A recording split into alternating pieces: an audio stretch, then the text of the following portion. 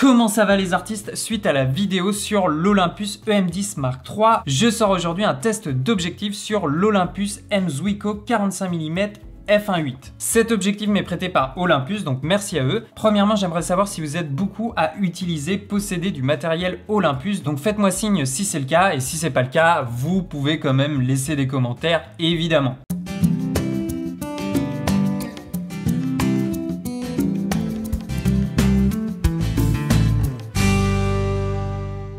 Alors cet objectif n'est pas tout jeune, il est sorti fin 2011 et pourtant il est toujours d'actualité, toujours dans le catalogue Olympus. C'est un 45 mm fixe à monture 4 tiers équivalent 90 mm en 24-36. On est sur une longue focale, je vous montre un 45 mm sur un 4 tiers et un 45 mm sur un APS-C. L'angle de champ évidemment est plus large sur le capteur APS-C. C'est principalement une focale pour aller chercher du détail, pour mettre en valeur un portrait par exemple. L'intérêt de cette focale, c'est qu'on a une ouverture maxi constante de f1.8, ce qui est une grande ouverture, et c'est déjà pas mal, après sans quoi il existe une version pro du 45 mm qui ouvre à f1.2. Mais comme vous vous en doutez, il faudra aussi ouvrir un peu plus le porte-monnaie. Donc cette ouverture va nous permettre d'avoir une très petite profondeur de champ, d'avoir un beau bokeh et de pouvoir faire ressortir votre sujet. Et la distance de mise au point est de 50 cm. Là sur ce sujet par exemple, je suis à la distance maximale pour avoir le point sur mon sujet. Donc on n'est pas sur un objectif macro, mais la focale est quand même assez importante et on va pouvoir donner de la présence à notre sujet. Au niveau de la prise en main, comme pour beaucoup d'objectifs Olympus,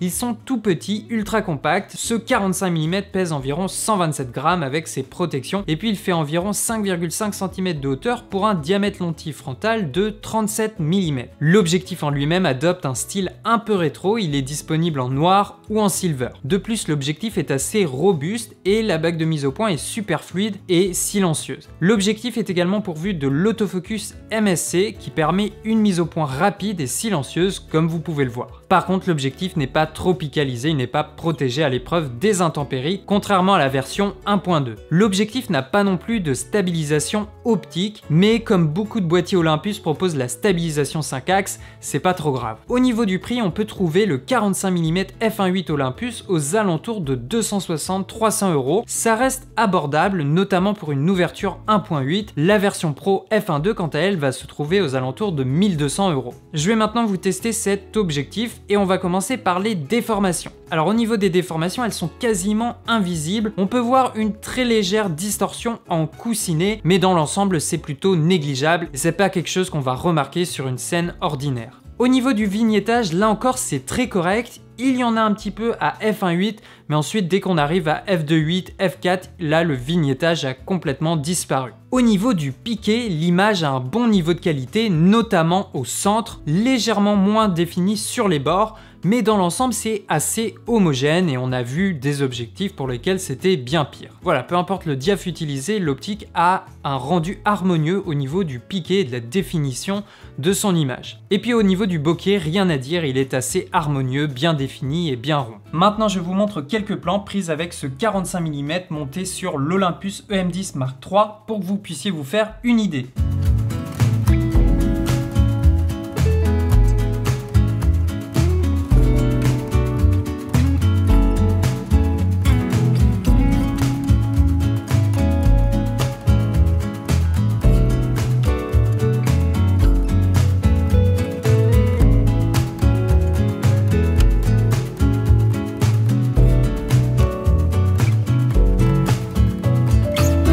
Voilà pour cet objectif, le 45 mm f1.8 de chez Olympus. On a vu le principal intérêt évidemment de cette optique, c'est sa grande ouverture f1.8 qui va nous permettre d'avoir une petite profondeur de champ et donc d'avoir un beau flou d'arrière-plan pour faire ressortir notre sujet. Ça va être une optique idéale pour le portrait par exemple. On a vu l'autofocus est bien rapide, l'image est de bonne qualité, il n'y a quasiment aucune déformation. Très peu de vignettage, un chouïa à f1.8, mais après en montant le diaph, vous l'éliminez tout de suite. Et au niveau du piqué, l'optique est bien détaillée, même à f1.8, et assez homogène sur l'ensemble de l'image. Donc ça, c'est plutôt appréciable. Côté point négatif, l'objectif n'est pas tropicalisé, donc à faire attention. Et puis la distance minimale de mise au point est de 50 cm, ce qui est un petit peu court pour faire de la macro. C'est un petit peu dommage à ce niveau-là. Voilà, mais dans l'ensemble, je vous recommande cet objectif. Il est pas trop cher, il s'en porte vraiment partout. Il est tout léger, tout compact, tout rikiki. Et je pense pense que c'est une bonne alternative contrairement à la version 1.2 qui est quand même beaucoup plus chère. Les liens de l'optique sont dans la description et puis il y a également plein d'autres liens par rapport à la chaîne, n'hésite pas à jeter un petit coup d'œil, peut-être certaines choses vont pouvoir t'intéresser. Je t'invite également à me dire dans les commentaires quel matériel de chez Olympus tu aimerais voir tester sur cette chaîne. En attendant, tu connais la routine, le pouce vers le haut si tu as apprécié la vidéo, abonne-toi à la chaîne évidemment et puis active la cloche des notifications pour être le premier au courant des nouvelles sorties. Et puis je m'adresse à vous tous derrière la caméra, n'hésitez pas à partager la chaîne si elle vous plaît, à partager les vidéos. C'est grâce à vous que la chaîne commence à se faire de plus en plus connaître et qu'on est de plus en plus nombreux, donc ne lâchez rien. Moi je vous dis à la prochaine, ciao les artistes.